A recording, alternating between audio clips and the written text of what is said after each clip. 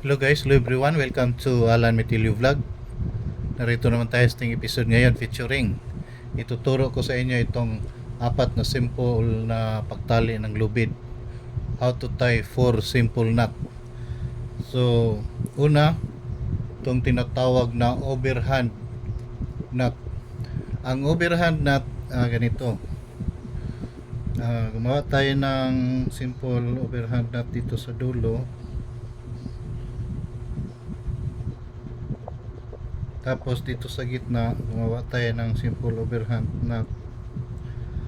And then pasok lang natin ito dito. Yan, tapos hilain natin. Yan.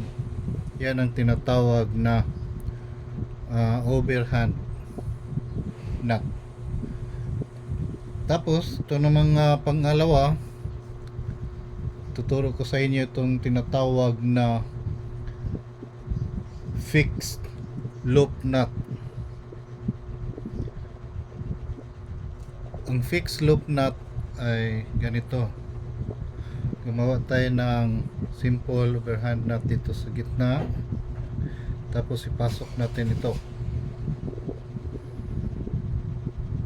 Tapos gumawa tayo ng overhand knot dito. Sama na itong kabila. Hilain natin, tapos ihilain natin ganito.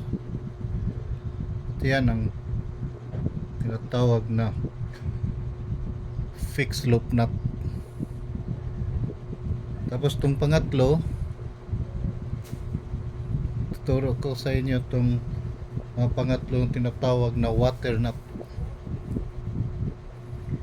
Ang water knot, gamit natin itong dalawang lubid. Una, itong unang lubid, gumawa tayo ng simple overhand knot.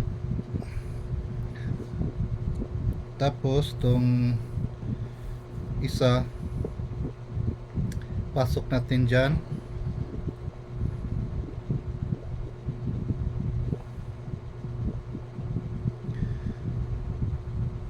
Tapos ikot dyan. Tapos pasok dito. Ayan. Yan ang tinatawag na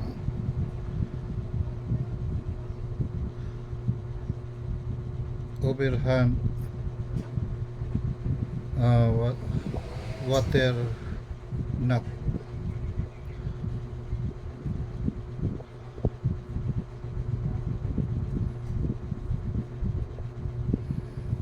Yan.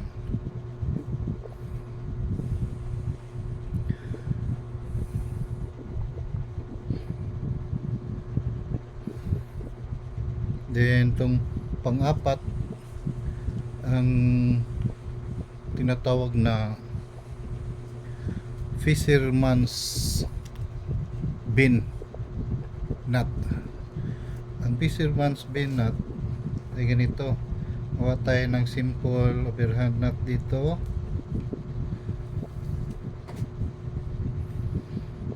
Tapos pasok natin tong isa dito. At gawa tayo ng simple overhand dito. Sali na tong green. Tapos sisilain pa ganyan. At yan ang tinatawag na fisherman's bin knot. So ngayon meron na tayong natutunan na apat na simple na pagtali, no? How to tie 4 simple knot.